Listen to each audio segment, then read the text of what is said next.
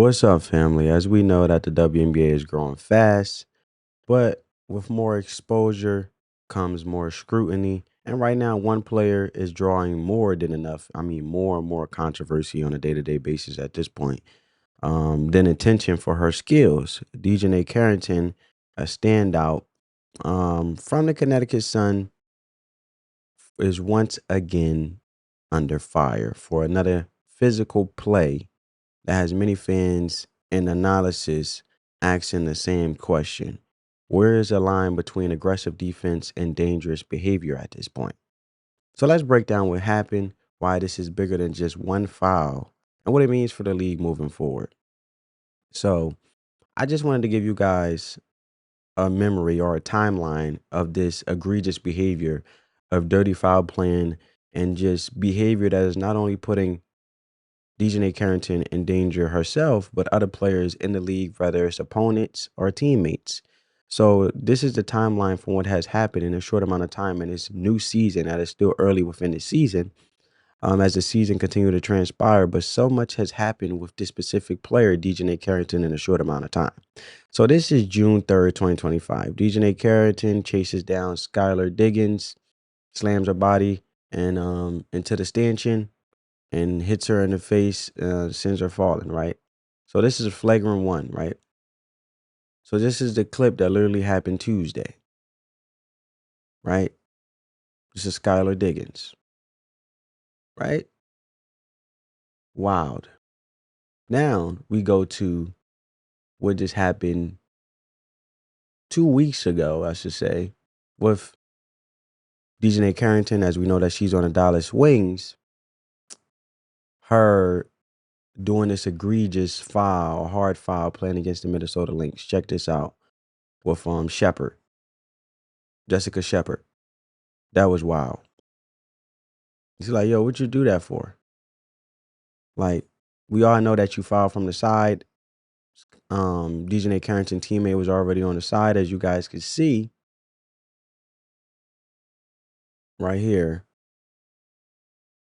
Her teammate was already there. So she put her teammate in danger, family, because if you look at it in its entirety, look, it was a teammate already in front of number two, and then she just swiped her. It was already going to be a foul anyway because her teammate, in this case, Dijonai Carrington teammate, had her hand on all ball right here, if you guys could see.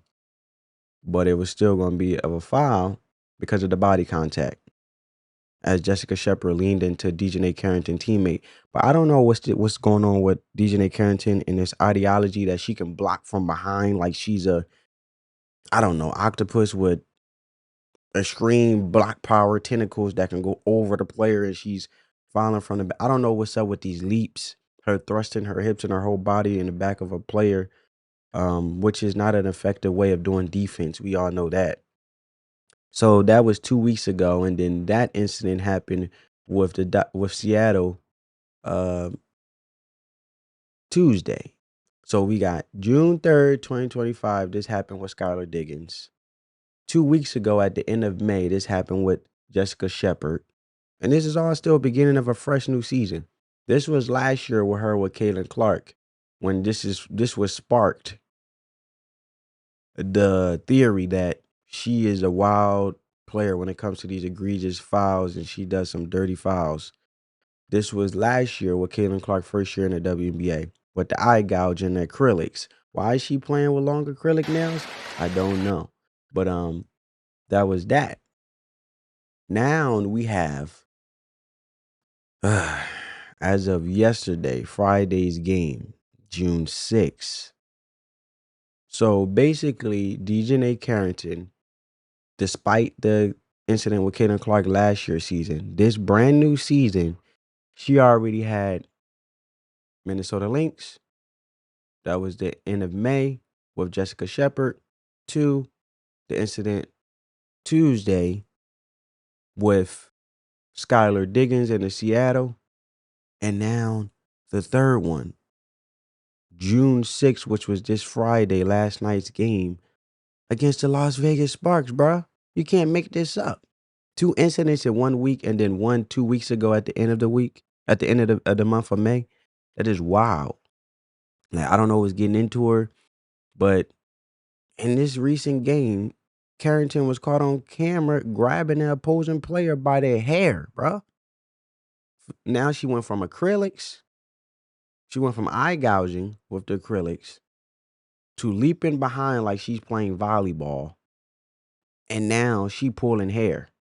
Like, what is this, a brawl? Is this sports at this point, or is this a brawl? Like, is she trying to fight? Like, is she in the wrong sport at this point, fam? Let me know in the comments. Like, should she be a boxer? Should she be fighting Clarissa Shields? Like, I'm convinced now that with this behavior, she's in the wrong sport.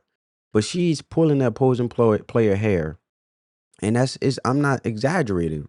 Like, we about to check out the clip. Multiple angles clearly show her reaching up, grabbing the other player's hair, pulling downward, a move that not only violates basketball rules, but crosses into an unsafe and unsportsmanlike conduct, or unsportswoman-like conduct, we should say. And it's not the first time Carrington has been the center of controversy. Earlier this season, like I said, she drew that flagrant, which was literally Tuesday, from Skylar Diggins, highly criticized, involved Caitlin Clark. And while some fans argue that those were just hard fouls, this latest incident from last night's game has pushed the conversation to a new level, bro. Like, there's no basketball logic for grabbing someone's hair in motion.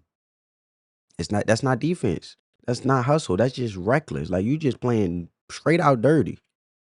You know what I'm saying? I don't think even in the NBA, the men's basketball league, for example, right? Because I like to break it down from a common sense perspective where I could tie it all together so you guys not only get it where I'm coming from, but just examples in general. Not even in the men's league. Do we see dudes grabbing each other hair all the way back to the Dennis Rodman Bad Boy Pistons era? No.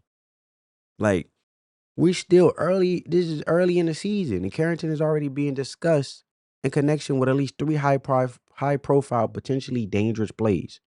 Like, she pushing people heads into the stanchion, bro. Like, somebody's going to get hurt. Like, this league need to be on notice at this point. Like, that's not a coincidence. This is a pattern. And while fans have opinions, here's what really matters: how is the WNBA going to respond? So far, the league has rescinded or reduced some of the flagrant fouls, and that's troubling. If a player accumulates multiple incidents like these within a span of weeks, not months, but weeks, and there's no consequences, no suspension, no fine, not even a warning, it sends a message that the league isn't serious about protecting its athletes.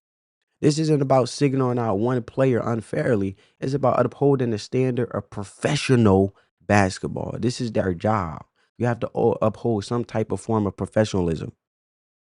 You have people from all walks of life watching this on national TV, from young to old to middle age, you name it.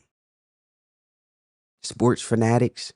So there's another layer to this story that fans keep bringing up. Who gets held accountable and who doesn't? When certain players draw fouls or get physical, the league responds swiftly. When others don't, the silence is noticeable. The WNBA has done a fantastic job in recent years amplifying women voices, right? And expanding the culture of the game. And I always give credit to Caitlin Clark because she really have got the train running, boy. Like, she got this thing off the ground with expanding this league. But when it comes to enforcing rules and maintaining fairness, it can't play favorites. The league must be consistent, or else its credibility starts to erode, especially with a mainstream audience now tuning in because of stars like Caitlin Clark and Angel Reese, and you name it. Aja Wilson, Sabrina Ionescu, right? Nafisa Collar. But then just imagine young, aspiring, young women, girls turn into young women, young ladies, inspired to be in the WNBA, and they family see something like this, and they watching the game and having conversation and really engaging in what they child interests, right? If they see this, they're gonna be like, "Oh no, honey, you never try no other sports," just out of caution because they don't want their child to. be going into a franchise that's like more of a brawl and not even upholding the standard of professional women's basketball. Because any person that's speaking from a parent perspective will want their child to operate in professionalism and conduct themselves um no matter what their endeavors are, right? Doing the right thing, operating professionally, treating others the way you want to be treated. Any parent will want that for their child. So if they see them looking into a career and it's like, that's wild and unprofessional and dramatic and their hair pulling and it's more of a brawl and not upholding the standard for what their kid is inspired by to want to join doing that career, in this case basketball in the first place, it's taken away from the whole credibility of even being basketball no more because look how it's looking. They're having street brawls at this point. Is this street ball or professional ball? So because as a parent, they were like, "Oh, honey, you can play basketball in your off time. You don't have to go to WNBA. We don't need no athletes. We don't need no athletes. We need more doctors." You know what I'm saying? Changes the conversation. Parents looking out for their kids, right? And I know on the flip side, others might say, "Oh, but the parents should support their child's dream." But also, we want to be a parent, any parent want to be realistic in their approach of guiding their child so they don't be misled, so they actually can survive and live out here in this world. But not only just be in survival mode, but thriving mode. Not to get off topic, but that's a different conversation. But y'all get what I'm saying. The credibility is starting to erode, especially with a mainstream audience now, tuning in because of stars like Kaden Clark and Andrew Reese. And if you want to be serious professional league, you have to show you take safety, accountability, and integrity seriously every time, bro.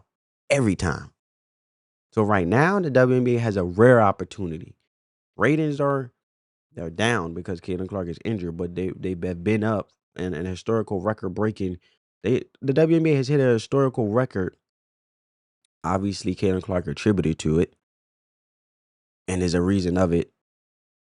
They have broken a historical record when it comes to ratings that's superseded out of this world, skyrocketed past the NBA. And that's what I'm talking about. The ratings are up in that standpoint.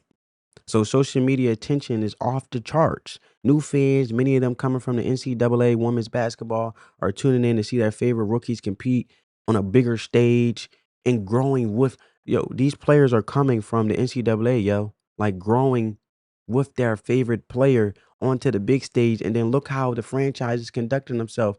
The WNBA should be looking sad right now and feeling embarrassed. The NCAA operates more professional than the WNBA. Let me know if I'm wrong down in the comments. Like, we gonna have this conversation. Let's take it a step further. But imagine what these new fans see when they turn on the game and witness hair pulling, eye poking in, playing games knocked to the floor with no consequence in I'm making up words. No consequentiating game. Eye poking in, no consequencing. Like I'm rhyming at this point, which I get my drift. That's not tough play. That's Audemars hour stuff. Like that's amateur. I say Audemars. That's amateur hour stuff, bro. It's the kind of thing that turns the new viewers away. And it gives critics the fuel they need to dismiss women's sports unfairly. You can't ask for recognition as a league, and women's sports are just as important as men's basketball. But then the standard and professionalism is like, what can we go to step further and say ghetto in a way? Ghetto? I mean, is that credible at this point? Because look, one bad apple, you know the saying, one bad apple ruin it for all. But if you all operate in unison with the same professionalism, that's when the league looks intact and more credible. It's the same thing with the NBA. Let something like this happen in the NBA, automatic. It's players in the NBA, if they even taunt at another player, like, yeah, fine. Like NBA ain't not about to have none of that. They need to take notes, man. But this league is better than that, is what I'm trying to say. The players are better than that, and the fans expect better. The WNBA needs to decide. No, they need to do. I'm not even talking about decide no more, but they really should be thinking just like we are.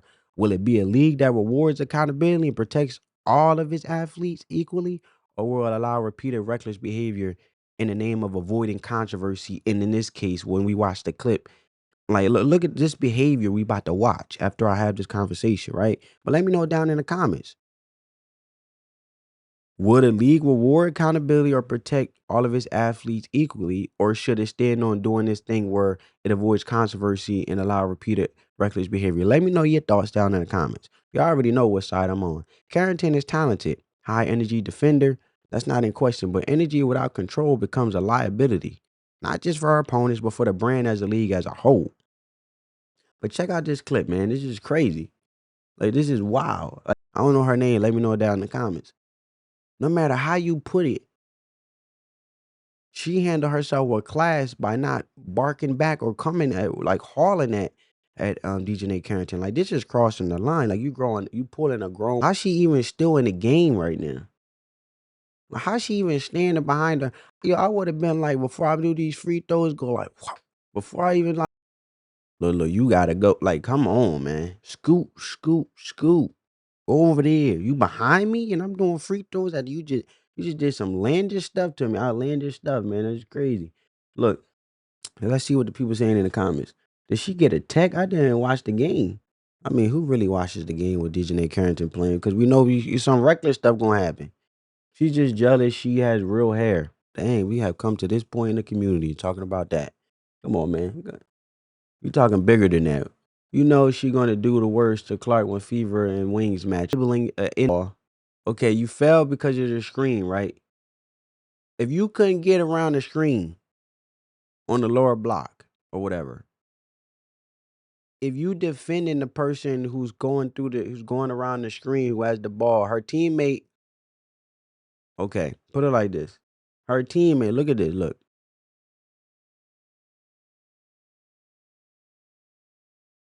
She was already got her hands on her head 1 second into the clip. Look at it. We looking at it right now. Look at this, man. Can't make this up. So why is she already entangled? Do you know what this give me? Oh, I'm going down, so you going down with me. Come on, man. That's not good sportsmanship. It looked like she set a late screen, which I don't know what she's doing. Number 32 on the Las Vegas Sparks, but she fell down. She was trying to set a screen. Her feet was set, even though it was late. Okay, you either gonna go around or you gonna either be blocked by the screen. But then to pull the person that you are man-to-man defense in this case, defending, who don't have the ball because it looked like an off the ball screen. Why, if you fell from the screen, you gonna pull the person down with you the man, that's the woman she supposed to be sticking, right? She assigned to defend. So why are you gonna pull the hair of someone going that you supposed to be going around the screen and stay with your man in this case on man-to-man defense? You just going like, this is crazy. This is crazy. This statement is wild. This is wild. Let me know how y'all feel about this statement from this commenter. You don't even have a real face, bro. You gotta like your name Gregory, whatever. But Mr. Gregory, I don't agree with this. So I want to hear from you guys. Should the WNBA suspend Dijonai Carrington? Is the league doing enough to keep the game safe and fair? I do not believe not. I do believe that this awards a suspension. But drop your take in the comments. If you're here for real conversations about basketball, not just hype, make sure you subscribe and turn the post notifications on. I'm here to bring you the truth about the game, where the league wants to talk about it, rather the league want to talk about it or not, and break down, give you my analysis. But anyway, family, spread that peace, love, and positivity. Let the love supersede the hate. On that note, family, peace.